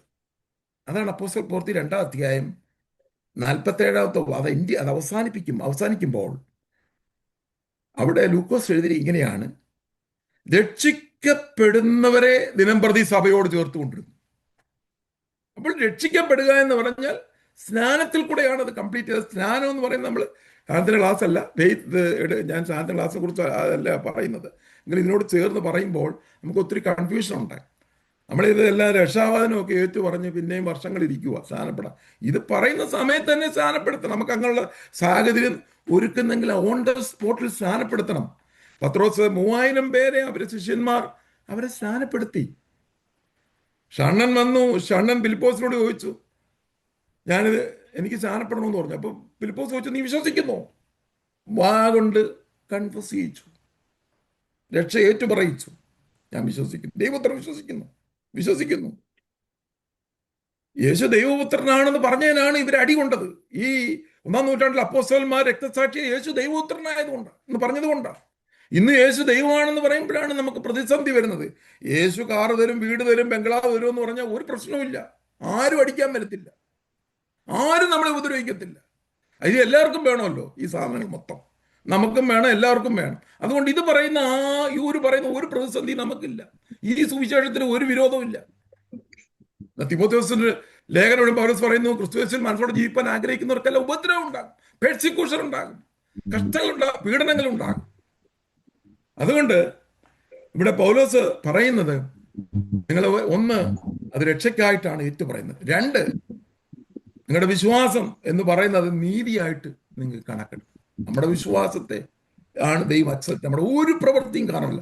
നമ്മൾ വിശ്വാസം വന്നതിന് ശേഷവും നമ്മൾ ചെയ്യുന്ന ഒന്നും തന്നെ അത് രക്ഷയ്ക്ക് വേണ്ടിയിട്ട് നമ്മൾ ചെയ്യണ്ട, അത് നമ്മൾ ചെയ്യാൻ ബാധ്യസ്ഥരായതുകൊണ്ട് ചെയ്യുന്നു. അത് ദൈവത്തിന്റെ നീതി നമ്മുടെ അകത്ത് വരുമ്പോൾ നമ്മൾ ഓട്ടോമാറ്റിക് ആയിട്ടാണ് നമ്മൾ ഇന്ന് ഓരോ സൽപ്രവൃത്തികൾ വെളിപ്പെടുന്നത്. അതുകൊണ്ട് ഒരു ഭാഗം അതിന്റെ നമ്മൾ റോമാല 1-ാം ഞാൻ പറഞ്ഞപ്പോൾ ഞാൻ പിന്നൊരു അവസരത്തിൽ അത് വിവരിക്കാമെന്ന് പറഞ്ഞു. 1:17 റോമാല 1:17 അതിൽ ദൈവത്തിന്റെ നീതി വിശ്വാസം ഹേതുവായും വിശ്വാസത്തിനായി കൊണ്ടും വെളിപ്പെടുന്നു, നീതിമാൻ വിശ്വാസത്താൽ ജീവിക്കും എന്ന് എഴുതിയിരിക്കുന്നല്ലോ. ഹോസേയ പുസ്തകത്തിൽ നിന്ന് അവിടെ ആ ഒരു ഭാഗം അവിടെ എടുത്ത് കോട്ട് ചെയ്തിട്ട് പറഞ്ഞിട്ട് ഇവിടെ പറയുന്നു, ഹോസേയല്ല, ഹബക്കൂക്ക് പ്രവാചകന്റെ പുസ്തകം. അതിനകത്ത് നീതിമാൻ വിശ്വാസം ജീവിക്കുന്നു ഹബക്കൂക്ക് പ്രവാചകന്റെ പുസ്തകത്തിലുള്ള ഒരു വചനമാണ്. ഇവിടെ പറയുന്നത് ദൈവത്തിന്റെ നീതി വിശ്വാസം ഏതു. അപ്പം നമ്മൾ ദൈവത്തിന്റെ നീതി നമുക്ക് ലഭിച്ചത് വിശ്വാസത്താലാണ്. ഇനി അടുത്ത ഭാഗം പറയുന്നു വിശ്വാസത്തിനായിക്കൊണ്ട് വെളിപ്പെടും. അപ്പൊ ഈ നീതി നമ്മുടെ മേൽ വരുമ്പോൾ നമുക്ക് തുടർന്നുള്ള കാര്യങ്ങൾ നമുക്ക് വിശ്വാസത്താൽ ജീവിക്കാൻ പറ്റും, വിശ്വാസത്തിനായിക്കൊണ്ട്. അതാണ് ഞാൻ ഒരു ഉദാഹരണം കുറച്ചുകൂടെ എളുപ്പം മനസ്സിലാക്കുക ഒരു ഉദാഹരണം പറയാം. അബ്രഹാമിനെ എൻ്റെ ചരിത്രം നമ്മൾ പറയുമ്പോൾ അബ്രഹാം ഇസാക്കിനെ വിശ്വാസത്താലാണ് നേടിയെടുത്തത്. വാക്തത്വ സമൃദ്ധിയാണ്, വിശ്വാസം ആണ് അബ്രഹാമിനെ നീതീകരിച്ച് നമ്മൾ പഠിച്ചു. ഇനി അത് ആ ദൈവത്തിന്റെ നീതി അബ്രഹാമിന്റെ മേൽ വന്നപ്പോൾ അത് അബ്രഹാമിനെ വിശ്വാസത്തിലേക്ക് നയിക്കുവാനിടയായിത്തു. രണ്ടും ഇങ്ങനെ, നമ്മൾ വിശ്വസിച്ചപ്പോൾ ദൈവനീതി നമ്മുടെ മേൽ വന്നു, നമ്മളെ നീതീകരിച്ചു. സ്തോത്രം. ആ നീതി തുടർന്ന് നമ്മളെ വിശ്വാസ ജീവൻ നയിക്കുവാനായിട്ട് നമ്മെ നടത്തുന്നു. ആ ക്രിസ്തുവിന്റെ നീതി അല്ല, ദൈവനീതി. അതുകൊണ്ടാണ് ഇസാക്കിനെ യാഗമായി അർപ്പിക്കുവാൻ തക്ക വിശ്വാസ ലെവലിലേക്ക് ഈ ദൈവത്തിന്റെ നീതി അബ്രഹാമിന്റെ മേൽ വെളിപ്പെടുവാനിടയായിത്തു. ഇതാണ് നമുക്ക് പുതിയ വിശ്വാസിയെക്കുറിച്ച് ദൈവം ആഗ്രഹിക്കുന്നത്. നിങ്ങൾ വിശ്വസിച്ചു, നീതീകരണം പ്രാപിച്ചു, സത്യമാണ്. നാം ജീവിക്കുന്നത് വിശ്വാസത്തിലാണ്. സ്തോത്രം. ആ ദൈവനീതി എനിക്ക് വിശ്വാസമായി ഓരോ ദിവസവും പരിണമിക്കുന്നുണ്ടോ? ഈ വചനം എൻ്റെ ജീവിതത്തിൽ ജീവനായി ഡെയിലി പരിണമിക്കുന്നുണ്ടോ? നമുക്കറിയത്തില്ല നാളെ നമ്മൾ മരിച്ചു പോവുമോ, മറ്റന്നാൾ. നമ്മൾ ഇന്ന് ദൈവം എഴുന്നേൽപ്പിച്ചപ്പോൾ ഇന്നത്തെ ദിവസം ഈ വചനം, ഈ ദൈവനീതി ഇന്ന് എന്നെ വിശ്വാസത്തിലേക്ക്, നമ്മൾ ഇന്നത്തെ കാര്യം ചിന്തിച്ചാൽ മതി, നാളെ നമുക്ക് ചിന്തിക്കാം. ഞാൻ ആ ഭാഗങ്ങൾ സമയത്തെ ചുരുക്കം മൂലം ഒത്തിരി വിവരിക്കുവാനായിട്ട് താല്പര്യപ്പെടുന്നില്ല. അവിടെ നമ്മൾ 10-ാം വാക്യം വരെ നമ്മൾ വായിച്ച് നിർത്തിയത് അങ്ങനെയാണ്. 11 മുതൽ 15 വരെയുള്ള വാക്യങ്ങളിൽ നമ്മൾ സുവിശേഷം അത് സാർവത്രികമാണ്. ഞാൻ നേരത്തെ അത് പറഞ്ഞു. സ്തോത്രം. ചെറിയ കാര്യങ്ങൾ അത് പറഞ്ഞു. അതിൽ എവിടെ പറയുന്നത്, അവൻ വിശ്വസിക്കുന്നവൻ ഒരുത്തൻ ലജ്ജിച്ചു പോകുകയില്ല എന്ന് തിരുവെഴുത്തിൽ അരുളിച്ചേരിക്കുക. യെശയ്യാ പ്രവാചകന്റെ പുസ്തകം 28:16 അവിടെ കൂട്ടിയിരിക്കുന്നപ്പോൾ നമ്മൾ ആ ഭാഗങ്ങളൊക്കെ ഒരുപാട് പ്രാവശ്യം കേട്ടിട്ടുള്ളത് കൊണ്ട് അതിലേക്ക് അത്രയും ഞാൻ ആഴത്തിൽ പോകുന്നില്ല. അടുത്ത വാക്യത്തിൽ പൗലോസ് പറയുന്ന രക്ഷയെക്കുറിച്ച് പറയുകയാണ്. സുവിശേഷം അത് സാർവത്രികമാണ്. അത് എല്ലാ മനുഷ്യരിലേക്കും കടന്നു ചെല്ലുവാനും രക്ഷ പ്രാപിപ്പാനും ദൈവം ആഗ്രഹിക്കുന്നു. അവിടെ പറയുന്നു, യഹൂദനെന്നോ യവനെന്നോ വ്യത്യാസമില്ല, എല്ലാവർക്കും കർത്താവ് ഒരുവൻ തന്നെ. അവൻ തന്നെ വിളിച്ചപേക്ഷിക്കുന്ന ഏവർക്കും നൽകുവാൻ തക്കവണ്ണം സമ്പന്നനാകുന്നു. കർത്താവിന്റെ നാമത്തെ വിളിച്ചപേക്ഷിക്കുന്ന ഏവരും രക്ഷിക്കപ്പെടും. വന്നിട്ട് പറയുന്നു. അതിലാണ് ഞാൻ പറഞ്ഞത്, ഹമാസും അൽഖ്വയ്ദയും ലഷ്കർ തയ്യിബയും സകല തീവ്രവാദി ഗ്രൂപ്പുകളും യേശുവിനെ വിളിച്ചാൽ അവൻ രക്ഷ പ്രാപിക്കും. സ്തോത്രം. ഇതാ ദൈവത്തിന്റെ നീതി. അവൻ ചിലപ്പോൾ 1,00,000 പേരെ കൊന്നിട്ടിരിക്കുമായിരിക്കും. സ്തോത്രം. ഈ 1,00,000 പേരെ കൊന്നിട്ട് അവൻ ഒരു ദിവസം യേശുവിനെ സ്വീകരിച്ചപ്പോൾ അവൻ കർത്താവിനോട് കൂടെയായി. എന്നാൽ ഈ തീവ്രവാദി കൊന്ന ആൾക്കാർ ചിലപ്പോൾ രക്ഷിക്കപ്പെടാത്തവരാണ്, അവർ നരകത്തിപ്പോവും.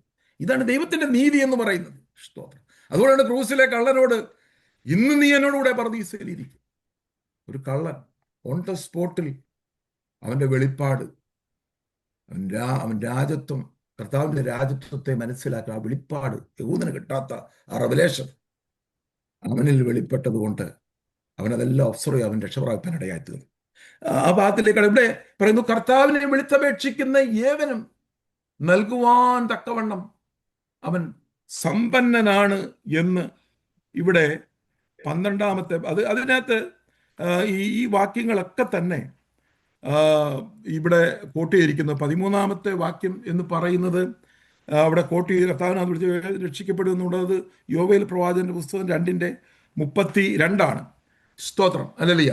അപ്പോൾ ഇവിടെ കർത്താവിന്റെ നാമത്തെ വിളിച്ചപേക്ഷി യഹൂദനോട് യവനനും ഒരു വ്യത്യാസവും ഇല്ല. ആര് വിളിച്ചാലും കർത്താവ് കേൾക്കും. വചനം സമീപമായി നിൽക്കുന്നു.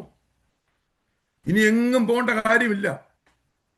വിളിച്ചപേക്ഷിക്കുന്ന ഏവനും സമ്പന്ന എന്ന് പറയുമ്പോൾ നമ്മൾ ഈ സമ്പന്നം വരുന്ന പെട്ടെന്ന് നമ്മുടെ മനസ്സിൽ വരുന്നത് പണമാണ്. അതൊരു വലിയ നമ്മുടെ മനുഷ്യന്റെ ഏറ്റവും വലിയ കുഴപ്പം. ഈ സമ്പന്നത എന്ന് പറയാൻ പെട്ടെന്ന് ഈ പണത്തെ ഓർമ്മ വരുന്നത്. സമ്പന്നത എന്ന് പറയുന്നത് പണമല്ല, കർത്താവിന്റെ ആത്മീയമായ അനുഗ്രഹം, നിത്യമായ ഏറ്റവും വലിയ സമ്പന്ന എന്ന് പറയുന്നത് സമ്പന്ന നമുക്ക് ലഭിച്ച നിത്യജീവനാണ്. അതിനപ്പുറമായിട്ട് എന്ത് സമ്പന്നതയാണ് നമുക്കുള്ളത്? ഏറ്റവും വലിയ പ്രോസ്പെരിറ്റി തിയോളജിയുടെ ഏറ്റവും വലിയ അടിസ്ഥാനം എന്ന് പറയുന്നത് നിത്യജീവനാണ്. നിത്യജീവൻ ഇല്ലാത്ത ഒരു പ്രോസ്പെരിറ്റി അല്ല. നിന്നിൽ സകല ജാതികളും അനുഗ്രഹിക്കപ്പെടുന്നുള്ള സുവിശേഷം അബ്രഹാമിനോട് പറഞ്ഞ നിത്യജീവനെ കുറിച്ചാണ് പറഞ്ഞത്. സ്തോത്രം. നിത്യതയിൽ നിങ്ങൾ എല്ലാവരും എന്നോടൊപ്പം കാണും. അതിനുവേണ്ടി എൻ്റെ കർത്താവിനെ, എൻ്റെ പുത്രനെ നിങ്ങൾക്ക് വേണ്ടി തരും. കർത്താവ് വാഗ്ദത്ത സന്തതിയായ ക്രിസ്തു വന്ന് നിങ്ങൾക്ക് ഈ നീതി നടപ്പാക്കും. അവനെ വിളിച്ചപേക്ഷിക്കുന്ന ഏവനും രക്ഷിക്കപ്പെടും. അതിനകത്ത് ജാതിയില്ല, മതമില്ല, വർണ്ണമില്ല, വർഗമില്ല, ഭാഷകളില്ല. സ്തോത്രം. അത് യോവേൽ പ്രവാചകന്റെ പുസ്തകം 2:32 എടുത്ത് കോട്ടിയിരിക്കുന്നു. ഗലാത്യർ 3:28 യഹൂദൻ എവനും ഒന്നില്ല, ദാസനോ സ്വതന്ത്രനോ ഇല്ല, ആണും പെണ്ണും ഒന്നില്ല, എല്ലാവരും ക്രിസ്തുയേശുവിൽ ഒന്നത്രേ.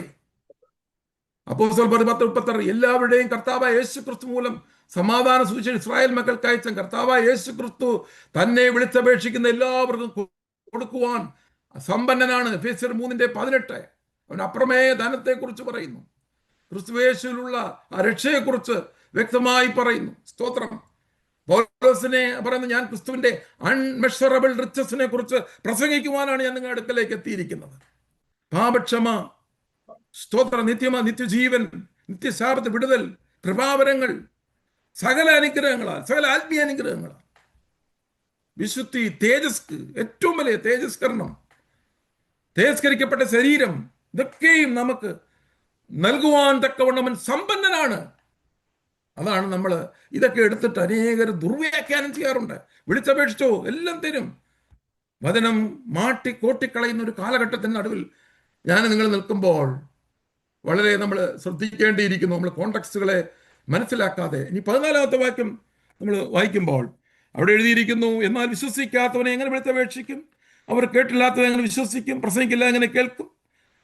15 ആരും അയക്കാതെ എങ്ങനെ പ്രസംഗിക്കും? നന്മ സുവിശേഷിക്കുന്നവരുടെ കാൽ എത്ര മനോഹരമെന്ന് എഴുതിയിരിക്കുന്നുവല്ലോ. അത് യെശയ്യാ 52:7 വാക്യമാണ് അവിടെ കൂട്ടിയിരിക്കുന്നത്. അതായത് ബാബേൽ പ്രവാസത്തിൽ നിന്ന് നിങ്ങൾക്ക് ഒരു വിടുതലുണ്ടായി, ഒരു സുവിശേഷം അവരോട് അറിയിക്കുകയാണ്. ഈ അടിമത്വത്തിൽ നിങ്ങൾ വരും, നിങ്ങളെ റീസ്റ്റോർ ചെയ്യും, ആലയം പണിയുവാനായിട്ട് നിങ്ങളെ കൊണ്ടുവരും. യിരെമ്യാ പ്രവാചകൻ മുഖാന്തരമൊക്കെ ഈ സുവിശേഷം അവരോട് അറിയിച്ചു. ആ കാലഘട്ടത്തിൽ നിങ്ങളെ മടക്കിക്കൊണ്ടുവരും, നിങ്ങളെ റീസ്റ്റോർ ചെയ്യും. അപ്പോൾ അവരുടെ ആ കാൽ അത് എത്ര മനോഹരമാണ് എന്ന് പറയുകയാണ്. അപ്പം നന്മ സുവിശേഷിക്കുന്നവരുടെ കാലുകൾ എത്ര മനോഹരമാണെന്ന് പൗലോസ് ഇവിടെ എടുത്തു പറയുകയാണ്. എന്നിട്ട് പറയുകയാണ്, ഇപ്പം ഇവിടെ അതിനെ പറ്റി പറയുന്നത് ഇങ്ങനെയാണ്, വിശ്വസിക്കാത്തവനെ കേട്ടില്ലാത്തവൻ എങ്ങനെ വിശ്വസിക്കും? പ്രസംഗിക്കാല്ലാതെ എങ്ങനെ കേൾക്കും? സ്തോത്രം. ആരും അയക്കാതെ എങ്ങനെ? അപ്പൊ ഒന്ന്, ഈ വിശ്വാസം വരണം, ആരെങ്കിലും പോയി പ്രസംഗിക്കണം, ദൈവവചനം പ്രസംഗിക്കണം. പ്രസംഗിച്ച് കഴിയുമ്പോൾ നമ്മളത് കേൾക്കുമ്പോൾ വിശ്വാസം ഉണ്ടാകും. അങ്ങനെയാണ് രക്ഷയുടെ ഈ ഒരു പ്രോസസ്സ് എന്ന് പറയുന്നത്. ഇപ്പം നമ്മളെ അതിനായിട്ട് ദൈവം വിളിച്ചാക്കി വെച്ചിരിക്കുകയാണ്.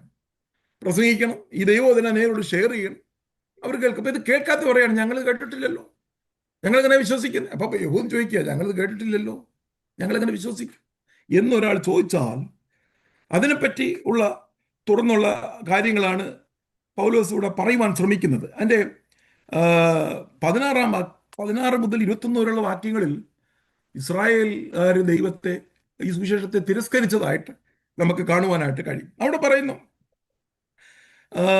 എങ്കിലും എല്ലാവരും സുവിശേഷം അനുസരിച്ചിട്ടില്ല. അപ്പൊ ഇവരോടെല്ലാം സുവിശേഷം അറിയിച്ചതാണ്. പ്രവാചകന്മാർ മുഖാന്തരം ഇവരോടെല്ലാം പറഞ്ഞതാണ്. വരാനിരിക്കുന്ന മശിഹായെ കുറിച്ച് വ്യക്തമായി കാഴ്ചപ്പാട് അവർക്ക് കൊടുത്തതാണ്. ഓരോ കാലഘട്ടത്തിലും പ്രവാചകന്മാർ മുഖാന്തരം അവരോട് ഈ സുവിശേഷം വ്യക്തമായിട്ട് അറിയിച്ചു, ഈ രക്ഷയെപ്പറ്റി അറിയിച്ചു. എന്നിട്ട് കർത്താവ് വന്നിട്ടും ഇവർക്ക് ഈ ന്യായപ്രമാണം വെളിപ്പെട്ടിട്ട്, അപ്പൊ നേരത്തെ അറിയിച്ചതാണ്, നേരത്തെ ഈ വചനം കേട്ടതാണ്. യഹൂദന്മാര്, ഇസ്രായേലുകാര്, സ്തോത്രം, അവരിതെല്ലാം കേട്ടതാണ്. അതുകൊണ്ടാണ് പറയുന്നത്, ഇപ്പൊ ഇവിടെ 16 വാക്യത്തിൽ ചോദിക്കുകയാണ് കർത്താവെ. അതുകൊണ്ട് യെശയ്യാ പ്രവാചകൻ 53:1 ഇവിടെ കൂട്ടിയിട്ട് പറയാണ്, ഞങ്ങൾ കേൾപ്പിച്ചത് ആർ വിശ്വസിച്ചു എന്ന് യെശയ്യാ പറയും. ഞങ്ങളിത് കേൾപ്പിച്ചു കഴിഞ്ഞു. എന്നിട്ടാണ് യേശുവിന്റെ ക്രൂശ് വർണ്ണത്തെ കുറിച്ച് അവിടെ താഴ്ത്ത് എഴുതിയിരിക്കുന്നത്. ഇത് ആര് വിശ്വസിച്ചിരിക്കുന്നു? ഞങ്ങൾ കേൾപ്പിച്ചത് ആര് വിശ്വസിച്ചിരിക്കുന്നു? യോഹന്നാൻ സുവിശേഷം എഴുതുമ്പോൾ അവിടെ എനിക്ക് ഇങ്ങനെയാണ്, സ്വന്തത്തിലേക്ക് വന്നു, സ്വന്തമായവരും അവനെ കൈക്കൊണ്ടില്ല, അവൻ തള്ളിക്കളഞ്ഞു. മസിഹ ആണെന്ന് അവർക്ക് വെളിപ്പെടാതെ പോയി. സ്തോത്രം. അപ്പോൾ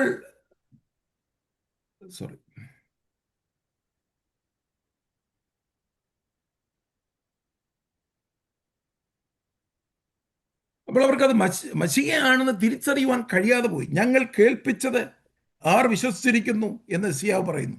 അപ്പോൾ വിശ്വാസം എന്ന് പറയുന്നത് കേൾവിയാലും, കേൾവി ക്രിസ്തുവിന്റെ വചനത്താലും വരുന്നു. അതാണ് അതിൻ്റെ ഒരു പ്രോസസ്സ് എന്ന് നമ്മൾ നേരത്തെ പറഞ്ഞു.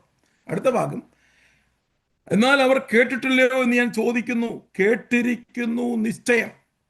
സ്തോത്രം.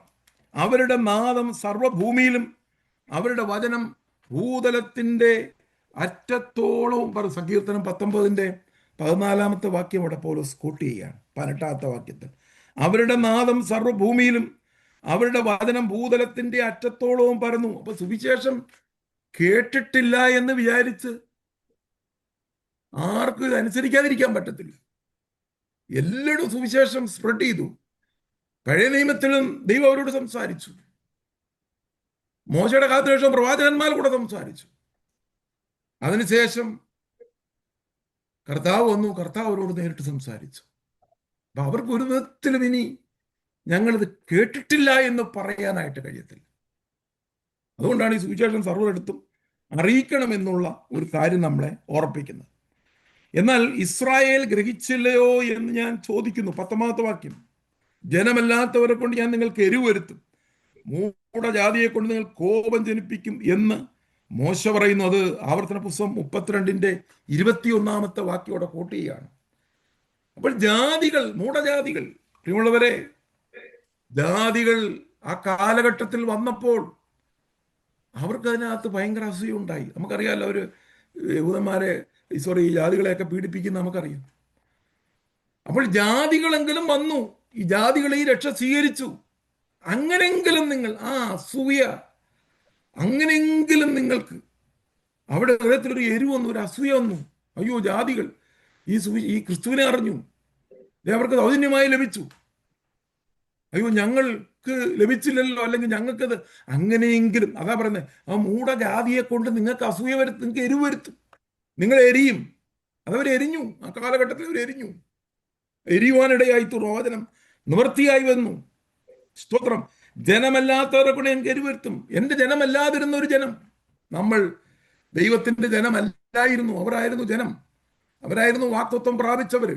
അവരുടെ ആ വിശ്വാസത്താൽ അവർക്കത് കൊടുത്തെങ്കിൽ അവർ വിശ്വസിക്കാഞ്ഞത് കൊണ്ട്, അവർക്ക് ആ മക്കൾ എന്നുള്ള പദവി നഷ്ടപ്പെട്ടത് കൊണ്ട്, അവിടെ ഹൃദയം കഠിനപ്പെട്ടത് കൊണ്ട് നമുക്ക് ഈ രക്ഷ ലഭിച്ചു, നമ്മളെ അവന്റെ ജനമാക്കി മാറ്റി എന്നാണ് ഈ വചനത്തിൽ കൂടെ നമ്മൾ മനസ്സിലാക്കേണ്ടത്.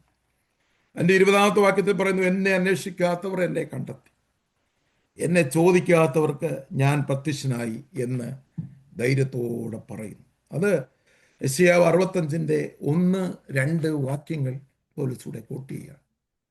നമ്മളെ ഉദ്ദേശിച്ചാണ് പറയുന്നത്. എന്നെ അന്വേഷിക്കാത്തവർ, ദൈവത്തെ അന്വേഷിച്ചു പോയതല്ല, ന്യായപ്രമാണം ലഭിച്ചതല്ല, ന്യായപ്രമാണം നീതി അന്വേഷിച്ചു പോയവരല്ല നമ്മൾ. അങ്ങനെയല്ലാത്ത ഒരു ജനത്തിനു വേണ്ടി അവർ എന്നെ കണ്ടെത്തുവാനിടയായത് ക്രിസ്തുവിൽ കൂടെ നമ്മൾ ദൈവത്തെ അറിയുവാനിടയായിത്തു. എന്നെ അന്വേഷിക്കാത്തവർ എന്നെ കണ്ടെത്തി, എന്നെ ചോദിക്കാത്തവർക്ക് ഞാൻ പ്രത്യക്ഷനായി. സ്തോത്രം. കർത്താവിനേകർക്ക് പ്രത്യക്ഷനായിരിക്കുന്നു. സ്തോത്രം. ഈ വചനം നമുക്ക് പ്രത്യക്ഷമായിരിക്കുന്നു. നമ്മൾ അന്വേഷിച്ചു പോയതല്ല, നമ്മൾ കണ്ടതല്ല, നമ്മുടെ പിതാക്കന്മാർ അന്വേഷിച്ചു പോയതല്ല. എന്നാൽ അവർക്ക് വചനം സമീപമായി വന്നു. ദൂരത്തായിരുന്ന നമ്മുടെ അടുത്തേക്ക് വചനം രക്ഷയായി വന്നു. ഹല്ലേലൂയ, സ്തോത്രം. നമ്മൾ അവന്റെ ജനമായി മാറി. എത്ര വലിയ ഭാഗ്യപദവിയാണ് നമുക്ക് ലഭിച്ചിരിക്കുന്നത്. യഹൂദനെ ഒരു സമയം വരെ അവന്റെ ഹൃദയം കഠിനപ്പെട്ടു. ആ 14 അധ്യായം തുടങ്ങുന്നത് അങ്ങനെയാണ്. അവന്റെ ഹൃദയത്തിന്റെ കാഠിന്യ നിമിത്തം നമുക്കിത് ധനമായി മാറി. ജാതികളായി നമുക്കിത് വലിയ ധനമായി മാറുവാൻ ഇടയായി തീർന്നു. അതുകൊണ്ട് 62 പറയുന്നു, അനുസരിക്കാത്തതും ഇസ്രായേൽ 24 വാക്യം, ഇസ്രായേലിനെ കുറിച്ച് അനുസരിക്കാത്തതും മറുത്തു പറയുന്നതുമായ ജനത്തിലേക്ക് ഇടപെടാതെ കൈ നീട്ടി എന്ന് പറയും. കണ്ടിന്യൂസ് ആയിട്ട് അവർക്ക് വേണ്ടി അവരെ റീസ്റ്റോർ ചെയ്യാൻ സകല പ്രവാചകന്മാരെ അയച്ചു. അവരുടെ വാക്കുകൾ അനുസരിച്ചില്ല. യിരെമ്യാവിനെയും യെശയ്യാവിനെയും ഒക്കെ ഇവരെല്ലാം രക്തസാക്ഷികളായി മാറുവാനിടയായി. ഇവരെല്ലാം പ്രവാചകന്മാരെ എല്ലാവരും കൊല ചെയ്യുവാനിടയായി തീർന്നു.